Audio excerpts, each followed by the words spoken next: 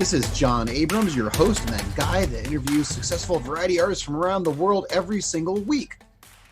Now's the perfect time to go back and listen to the shows that you may have missed. There's terrific interviews with Michael Finney, Steve Trash, Steve Axtell, and so many more. Go for it. On today's show, I get to interview the smallest magician in the world. My guest has been kind enough to let me share a couple of his photos on his show notes page from his years in the biz. Just visit his episode on my website at thevarietyartist.com, and you can see him there. Very cool. Now, on with the show. Welcome to The Variety Artist, providing aspiring artists and entertainers with in-depth discussions from top performers from all over the world. So get ready to book some gigs, make some money, and have some fun with your host, John Abrams. He bills himself as the world's smallest magician. He's a member of Little People of America and has been performing magic shows professionally for over 50 years. Variety artist, I give you Irwin Royes. Laissez bon temps rouler. Let the good times roll. Let's do it. Yeah, the day before Mardi Gras. Oh, it's the day before Mardi Gras there, and you're in Louisiana or New Orleans, right? Well, I'm like 5 minutes outside of the city, which is a big difference. I'm in a suburb. Just that 5 minutes makes a great big difference. Do you see all the craziness where you are? No, not really. All right, well, let's start out with the obvious questions here. How tall are you? I am 4'3". That was my last measurement. Probably 4'2.5" now. You know, get older, you shrink.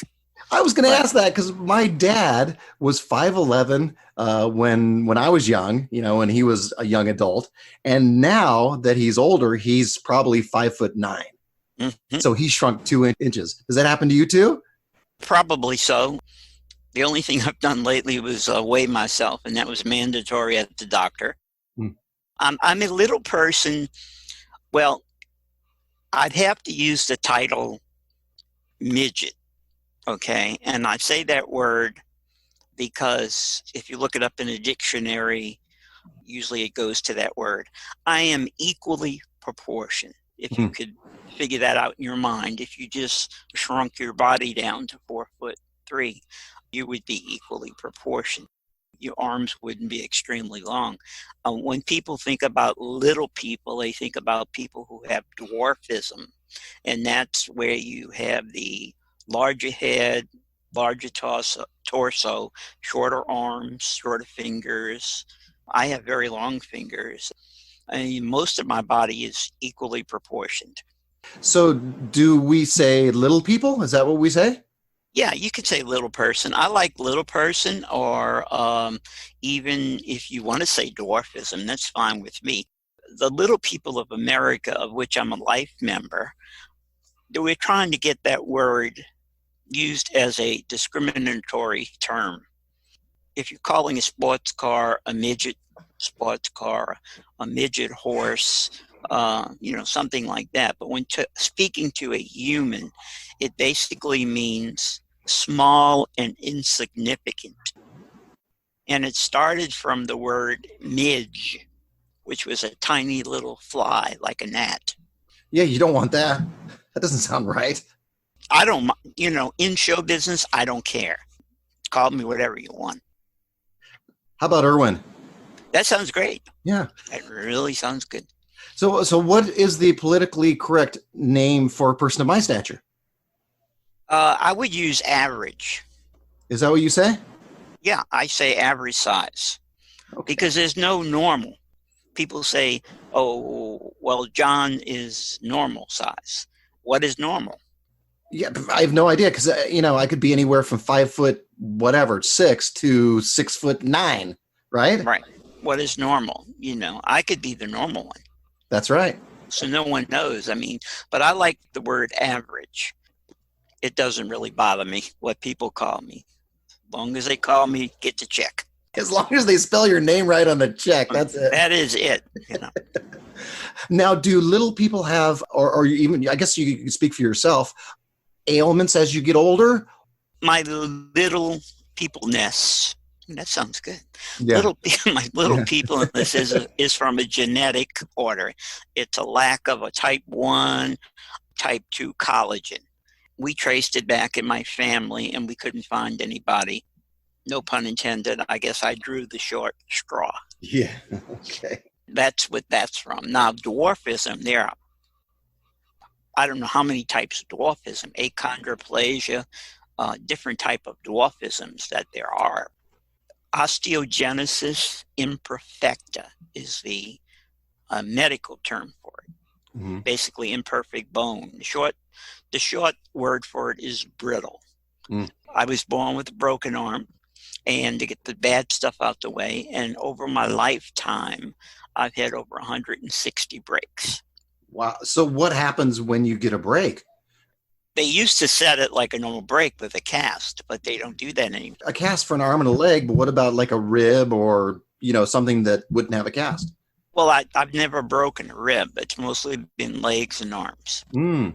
You hit a point in life when I was like 20 years old, when I worked in the circus, there was like no breaking at all. I've had some pretty good falls. And then as you get older, the bones seem to go back on you. Like right now I'm developing scoliosis. I have a plate in one leg. Well, anyway, all of that was downtime when I was working. Mm-hmm. I was on my back for 7 months. It's probably the longest I've been on my back. That would make it tough financially. I mean, I couldn't imagine being out of work for 7 months. That was the tough part, not being able to work, not being able to take any bookings when people called because of the downtime. And my lovely wife just walked in. Hi, lovely wife. She can't hear you. What is her name? Stephanie. Oh, Steffi. Someone mentioned Steffi in your fan questions. Yeah, he calls you Steffi too. Actually, I was married twice. Mm. I was married for 17 years. Don't know what happened. We just split. The hard part, it was like 20 years before I met Stephanie. Mm. And that was the hard part because then I had to do everything by myself. I was the show, packing, unloading, all of this stuff we have to do that people don't know. I mean, people come in, they see the show, and then they leave. You're in your glorious time doing the show, and after the show, it's like, okay, everybody's gone. Who's going to help load the car? Oh, yeah, you got to put up your sound system and... Yeah, and being 4'3", it wasn't that easy, so I had to get there extra early to do these things. But Stephanie was a blessing when I met her, and I can go now to a show and I can talk to a client and want to turn around the show set. Nice. She sets everything, breaks everything down, loads everything up, including me, because I do use a small mobility scooter. Hmm. I could walk if I wanted to, but then there's a very good chance that usually something would break, like my hip socket or something is wearing. So we don't want to take that chance. Yeah. So we want to push this as long as we can. So she does everything, including loading the scooter. Can I borrow her for one of my shows? Just have her load in. So when I turn around, all my stuff's all ready and set up. Well, you work with a lot of animals, and she'd probably be playing with the animals. So I don't know how good she I turn around, nothing be set up. Whatever you got, a chipmunk, whatever. I don't know. All right, well, let's talk about your performing career. Sure. You've been at this for quite a while. What are your main claims to fame that some people may have seen you in? I almost claimed to fame. I did trade shows back then. I did the old leprechaun. I was the leprechaun at a trade show in New Orleans, and the guys didn't know I did magic. To draw a crowd around the booth that I was working for, I was dressed as a leprechaun, Mm-hmm. The outfit was horrible. I looked like a small, jolly green giant. So I told the guys, I said, let's get some people here at the booth. And I said, I don't know much about what you do for your business, but let me do about 10 minutes of magic in the booth as a magic leprechaun. And while I'm doing that and draw a crowd, you get behind them so that when I'm finished, you're there to shake hands and, give out your stuff that you have to advertise. Yeah. And they did it. And the first day we were out of everything. They had to airmail things brochures and pamphlets and that down. The guy says, look, don't go anywhere because next year we're going to Vegas and you're coming. And the big honor I had was I was the last Philip Morris bellboy. Oh, in the old print and commercials, what did he say? Well, you know probably better than I do. Call for Philip Morris. There you go. Yeah, and I didn't do the call that until that night. I didn't practice. Oddly enough, the person who called me was Philip Morris, not the guy that owned the real Philip Morris, but Philip Morris Costumes. Oh, okay. In North Carolina, and everybody knows Phil. Phil called me, and I was working in this particular show I was doing for 12 years. I took a night off. I had a mustache and like the Harry Blackstone look, and I had to shave it off. He said, I'm flying you to North Carolina, and we're going to pick you up. We're going to the shop. We'll get fitted for the bellboy costume, take you to lunch. We'll go back, pick up the costume, and then we'll go let you meet Mr. Ward Hall, who at that time designed amusement parks. Mm-hmm. I spent the night in a train car, red velvet. I never brought a camera with me. I'm in this train car, and I have a porter. And it was like, Mr. Irwin, you need anything? Mr. Irwin, you need your shoes shined. Next morning, they picked me up, brought me to a Calaveras County, and they were going to build a new cigarette plant. He said, look, when you get there, no one sees you. We get you to the stage, and we have a big cigarette box, and you're going to pop out that box. Okay. And he said, there'll be cameras from all over. He says, you pop out that box and you just do the call for Philip Morris. And I said, well, first of all, let me know what is in front of that box I'm popping out of. Yeah. This is not much stage. I'll go right into the audience. Yeah. Microphone set, and I popped out. And for the first time, I did call for Philip Morris. Mm-hmm. Then I did all the people it had to be over 1,000 people. And I said, everybody help me out. And we all did the call together. And then they had to sneak me back to the dressing area. Then they let the press in. And the first question they asked me in the press was, how do you feel having this company make fun of your size? My reply was something like, well, this is an honor. I don't think they're making fun of my size. Otherwise, I wouldn't have taken this. Yeah. So I had to go sign autographs. Yeah, Little Johnny was the guy's name, the bellboy. Little Johnny, Little Johnny. And a lady came over, and she had an eyeglass case. And she says, Little Johnny, she says, would you sign this? I don't have anything else. Would you sign this for me? And tears are coming down her eyes. And I'm going, okay, what's going on here? And she says, Mr. Johnny, she says, you came to our town years ago. And she says, my mom was sick and couldn't come downstairs to come see you. And after you came up to see my mom. Okay, this lady believes I'm really Johnny. Mm. A lot of people came up and said they remembered seeing me in commercials. And I did it one time. That was it, one time. There was another actor that was doing it before you, or? I think there were 2 others. There could have been 3 others that did it. But all the guys were equally proportioned. I think some of them were taller than me, actually. They'd walk around the hotels with messages, call for Philip Smith or whatever. Yeah, it's funny how things change. One of my first commercials ever was for Virginia Slims, a cigarette commercial. 20 some odd years ago when you could have commercials, although I think it was for Japan, but not anymore. But I did the leprechaun. I did the bellboy. I had parts that I didn't take, and agents called me to do things that I wouldn't do because they were just basically to make people laugh at me.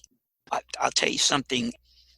You can keep it on tape if you want, but America's Got Talent called. Oh. And this was in the beginning. they're like their first to second year. Mm-hmm. And they were doing some they were doing some tryouts in New Orleans. And the girl said, I'm calling from America's Got Talent. And I said, well, how did you get my name?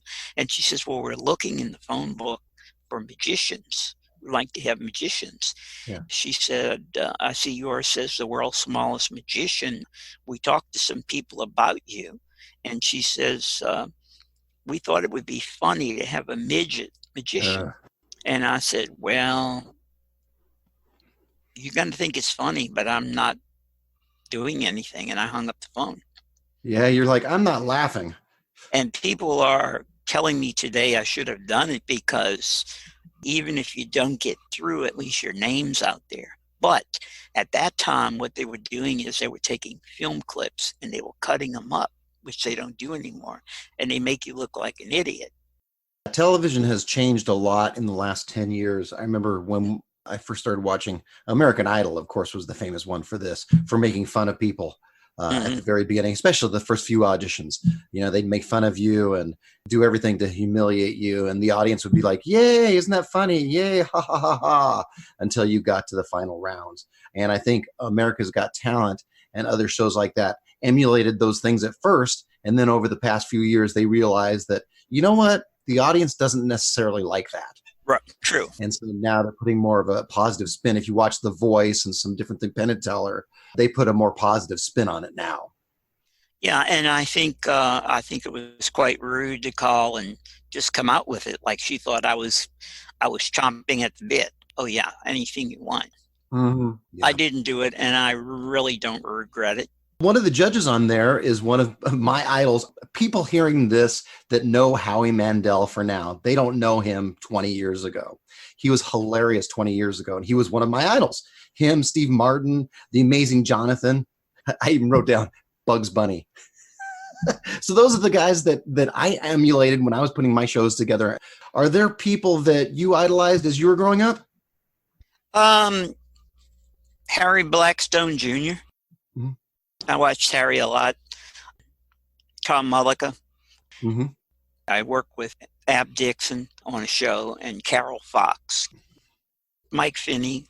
Yeah, I just released a podcast interviewing him today. It's wonderful. It's real fun. When Carol Fox and Ab Dixon were in town, I mean, they did the strangest things.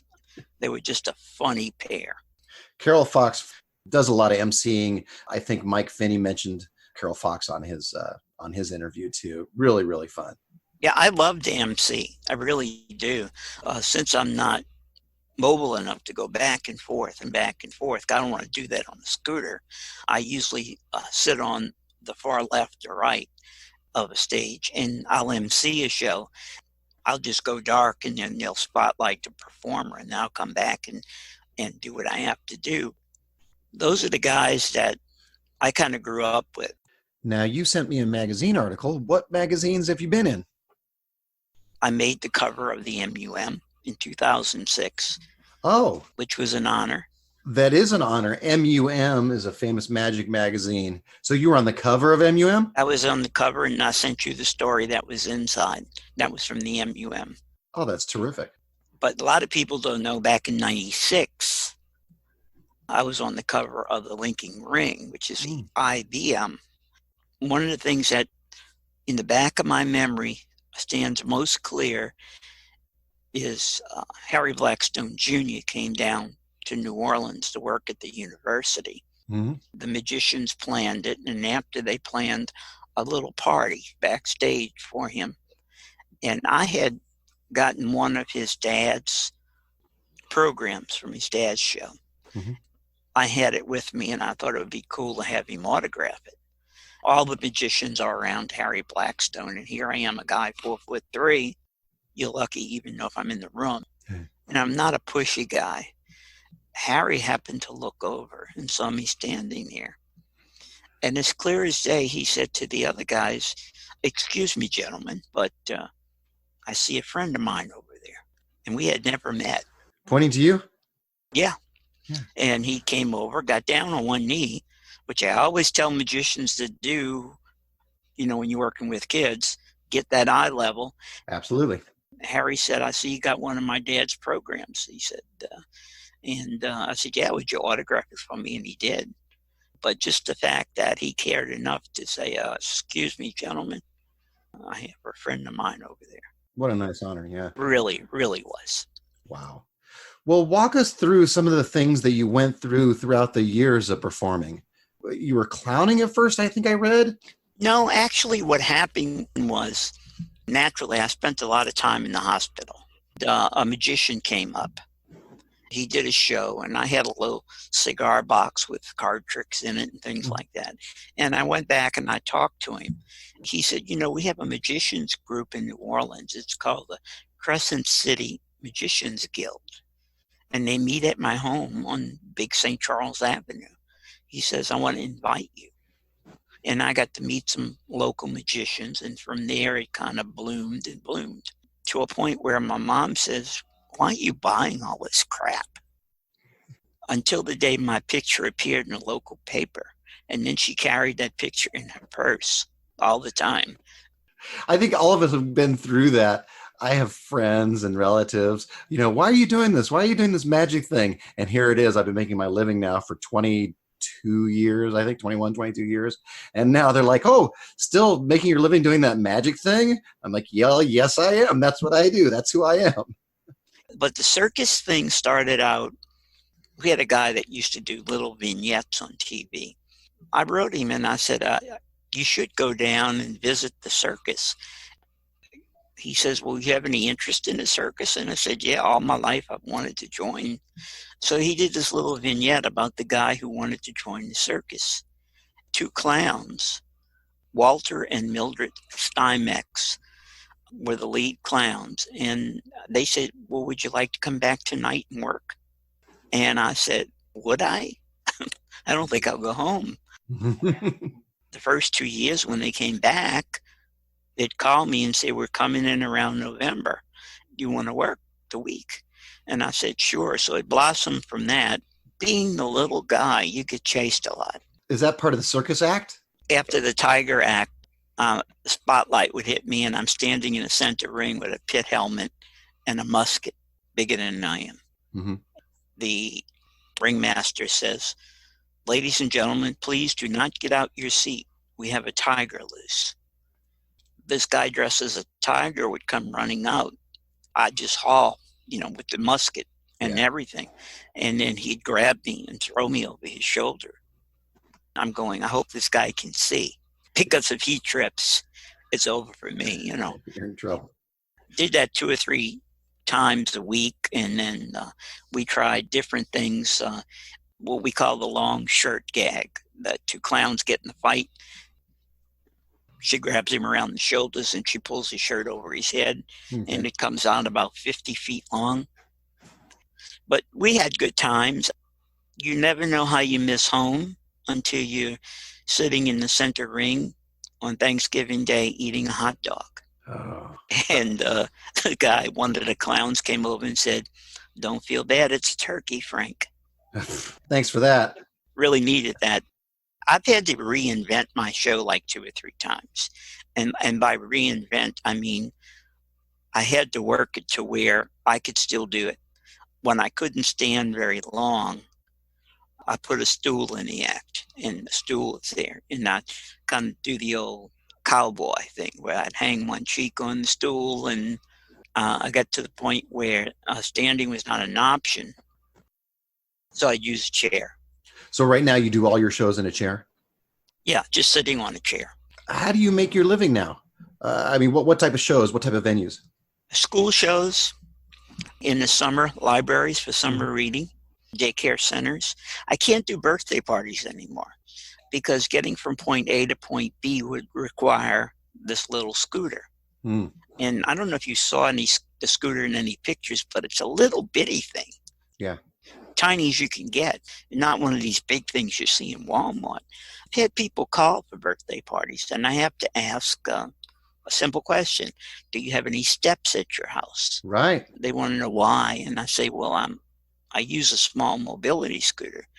And then they say, we'll call you back. Yeah, I know what that means. Yeah, don't wait for that return call. Yeah, exactly. my income dropped drastically until I started pursuing more schools. Mm. And it's just my wife and I, so carrying things, big backdrop and things like that. When I work the libraries, I don't use a backdrop. I set up so the books are my backdrop. Your venues and mine, your market and mine are exactly the same. Mm-hmm. I do elementary schools, libraries.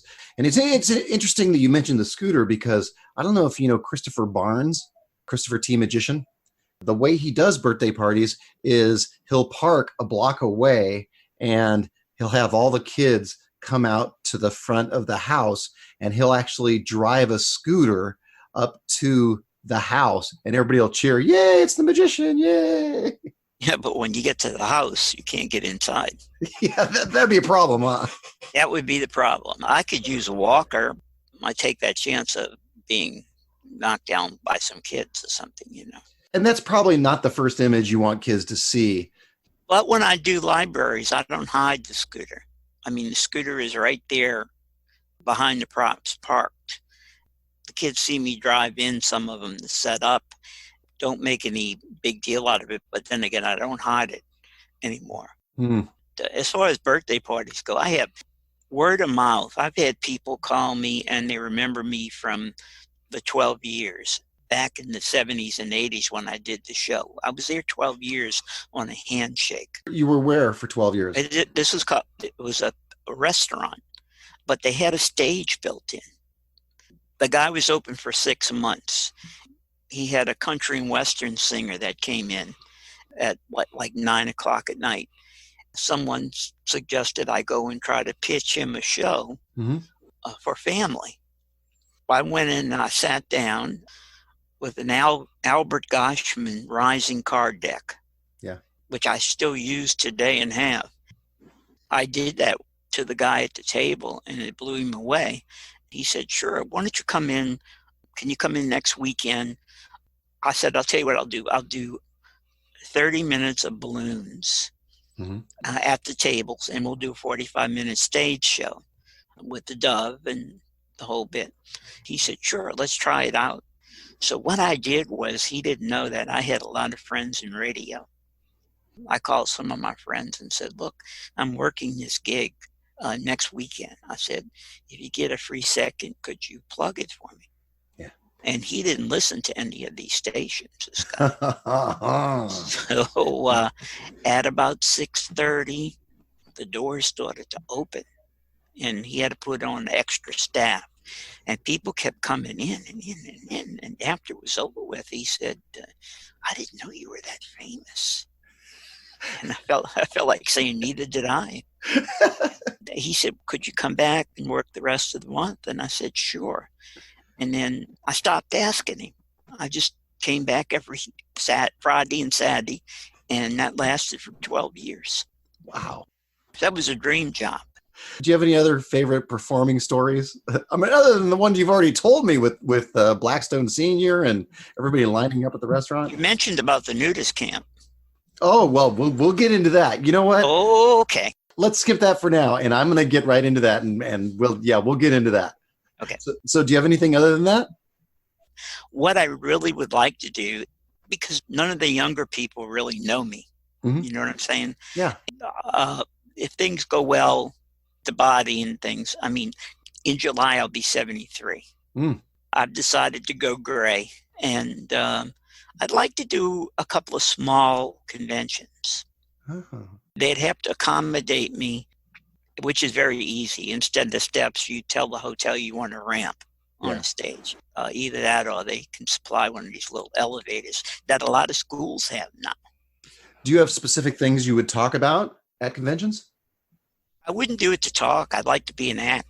Do some things that, maybe people haven't seen. I'm very picky about when I set my stage. I go out and see what the audience is going to see. That's number one. I don't just set the stage and say, "Here I am," and audience comes in and what they see is I like to see what they see. When I do school shows, I never close the curtain, because when the curtain opens and you're 4'3" and you're sitting on a chair, it'll take another 20 minutes to get the kids quiet from, whatever they're doing, all the oohs and ahs.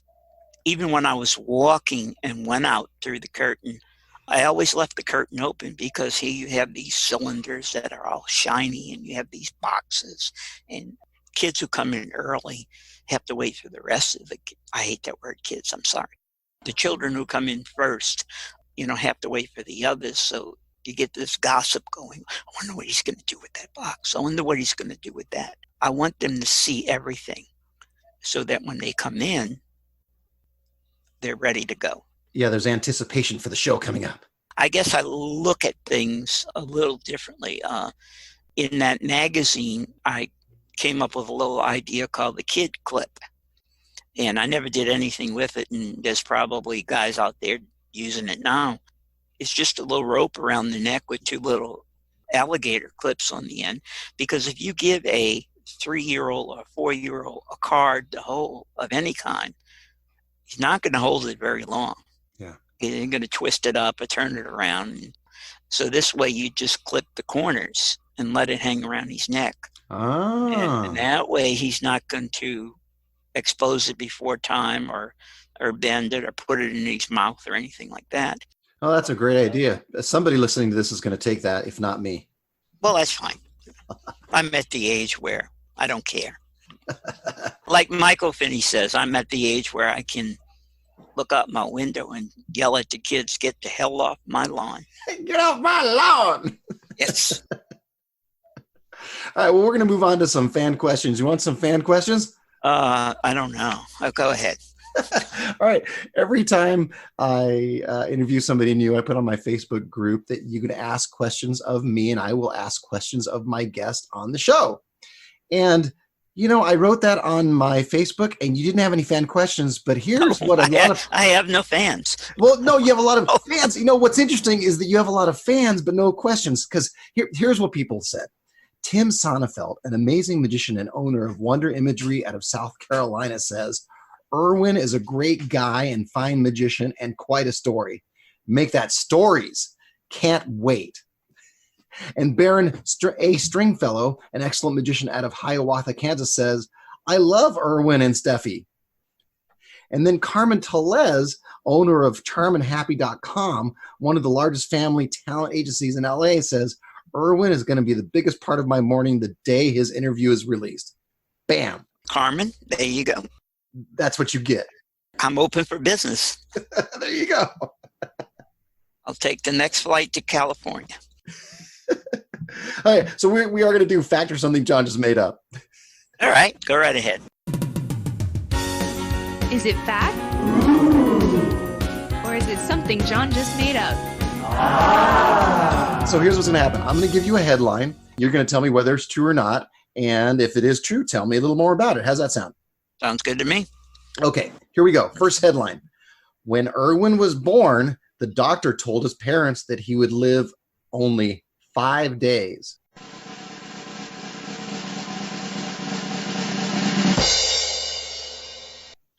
True. Oh, true? Tell me what happened. Well, I was born with the osteogenesis. I was born with a broken arm, a cyst around my stomach. So every time I try to eat something, it would come back up. So after about a week of being born, I had to go through surgery to have that removed. At that time, they didn't know much about osteogenesis imperfecta. So the doctor just decided that that was going to be the diagnosis. 5 days. And what did your parents have to say about that? Well, my father was quite angry, and my mother said, no way, we'll take him home, give him all the love we can. So my cousin, who was an intern at the time, came by the house. And if you have osteogenesis imperfecta, the whites of your eyes have a bluish tinge to them. Mm-hmm. And that's called blue sclera. And he took one look at me, and he knew what I had, and he said, I got just a doctor for you. I went through with that doctor, and he was a big help. And from then on out, It was money, money, money. At that time, got to a point where I had to go through clinics because we didn't have the money. Mm-hmm. Both my parents are deceased now, and I just kind of wish I had the money that, I could pay them back for all the money they spent on me. My mother called me her China doll because I broke so easily. She said, God gave you something, use it to your advantage. And that's what you've done over the years. Absolutely.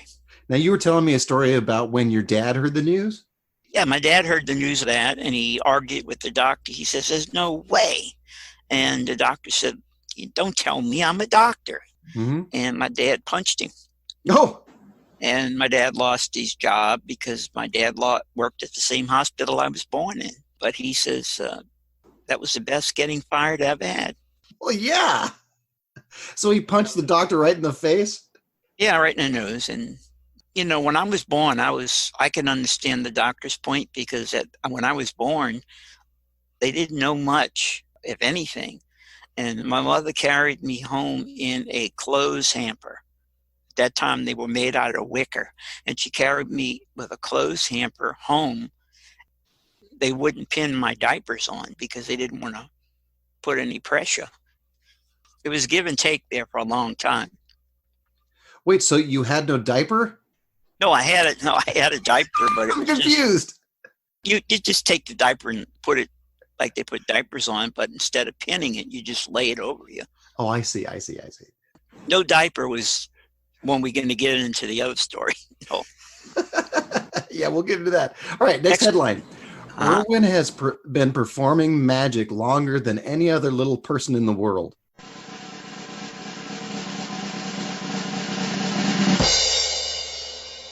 I would think so. Oh, I made that up, but it may be true, huh?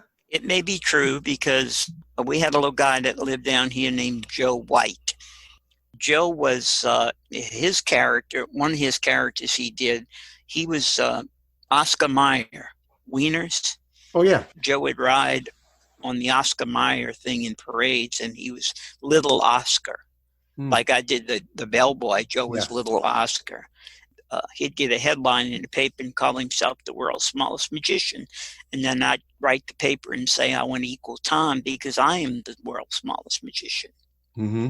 When the Hannaford show was in town, Philip Morris, the costume guy, was ringmaster part of it. He brought us both out in the center ring and measured us. You had a magician off. That's it. And I was an inch shorter than Joe. You're like, yay! Yeah, I won 4 tickets to anywhere in the United States from airline, and it was the something with the smallest fares. All these people showed up, like 5'2", 4'9", and then all of a sudden 3 little people walked in, and it was like, come on, guy, this ain't fair.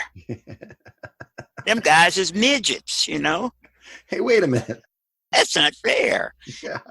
I had a tie with a girl, but we both had shoes on. And I said, well, take your shoes off and let's back to back. And again, I was an inch shorter. Claim to fame, I'm an inch shorter. You see, you should have a belt that says world's smallest magician, world champion or something. Well, the crazy thing about it is I believe there was a gentleman in Spain who looked to be a lot shorter than me. I don't know if he's still alive, and I said the heck with it. If somebody wants to come down here, then fine. They want to measure off, let them come to me. Yeah. But in all the years I've used it, and guys have said, why do you say the world's smallest? Why don't you use the world's shortest? Mm-hmm. Well, I just started saying world's smallest, and it just kind of stuck. Yeah, I like that title. Next headline. All right, last headline. Last one, and the one we've all been waiting for. Irwin worked a show at a nudist camp.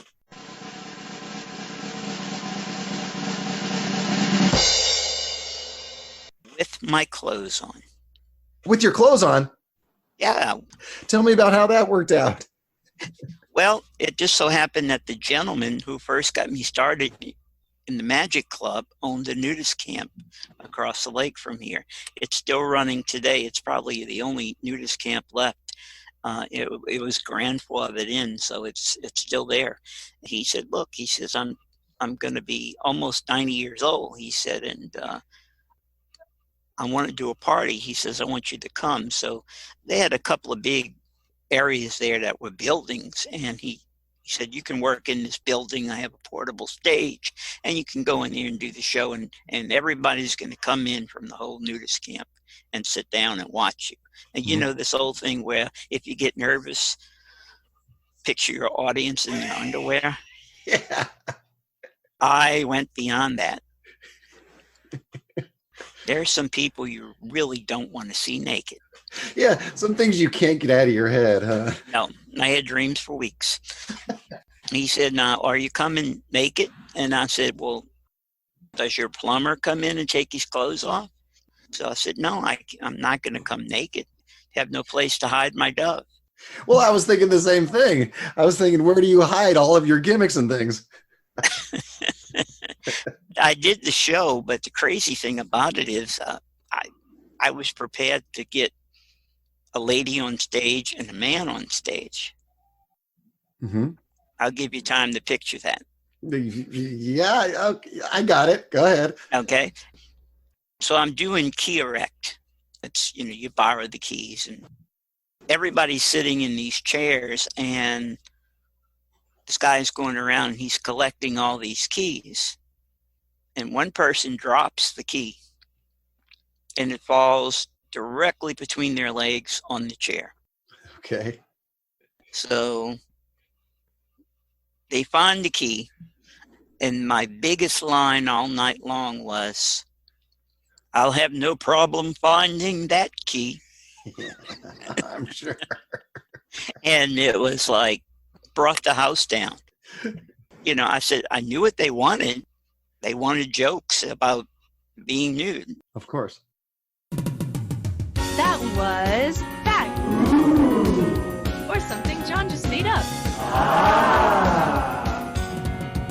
What other crazy stories do you have? I was listening to Michael Finney, and he was talking about vomit. Oh, yeah. I'm the same way.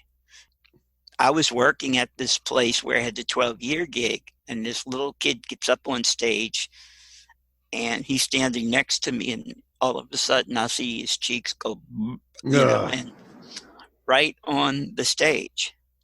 And so I look at the kid and I say the most stupidest thing probably I've said since I can find that key anywhere, was I look at the kid and I go, "Do you do this every night at 7:15? I think that's funny.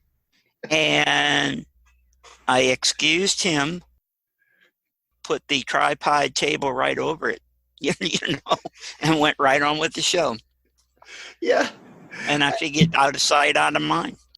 I think any of us that have done kid shows long enough, you either have a kid up there peeing or vomiting or something. Yeah, kid was peeing and it was running down his leg and off the stage. This was at the big Orpheum Theater. Tried to make it nice for the kid. Didn't want to embarrass him. Of course. And so the clown on the show that night took him off backstage, and we got him. Didn't make a big thing out of it. What else? I had 3 trained poodles. Mm-hmm. We used to put the poodles through their paces. One day the poodle stopped dead center in the stage and pooped. Perfect. And I looked at it and I said to the audience, "Thank God I don't have an elephant." Yeah. Then the producers say, "Well, can you make that happen next show?" I've worked with pigs, worked on the road with a hog act, not my act, but a hog act, and to where the promoter between shows had to come in with the Lysol and spray all the theater down to get the smell of the pig act out. It's crazy. Oh, man. Well, before I let you go, I'm going to tell you this one story about, I used to make one dove I had years ago. Every time I would make him appear, he would wait about 10 or 15 seconds and then he would poop. They do that. Every single time. My dove now doesn't do it. So what I would do is I would make him appear and then I would pretend that I made him poop. Like he was a trained dove and he would poop on command. So I'd make them appear, and then I'd make them poop, and the kids loved it. And I did do it over and over again. One of the things of being a good entertainer is in your mind, you've got to keep those gears turning, because thank God I don't have an elephant. Yeah. It's been fun. This has been fun.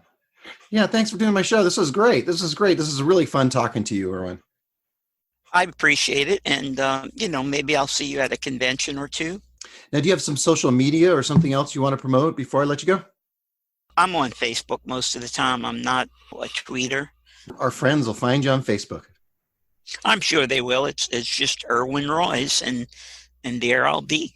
There you go. All right, and thanks to all my variety artists. Tell all your friends about the Variety Artist podcast. And thanks again to my new friend, Irwin, for hanging out. Oh, and make sure to take a look at those pictures on Irwin's show notes page. Now go out and book those gigs, make some money, and have some fun. That's all for this episode of The Variety Artist, but your journey continues on our website. Go to thevarietyartist.com for more strategies, insight, and resources, as well as show notes on today's guest to assist you in your career. We'll see you on the next episode of The Variety Artist. But until then, go out and book those gigs, make some money, and have some fun.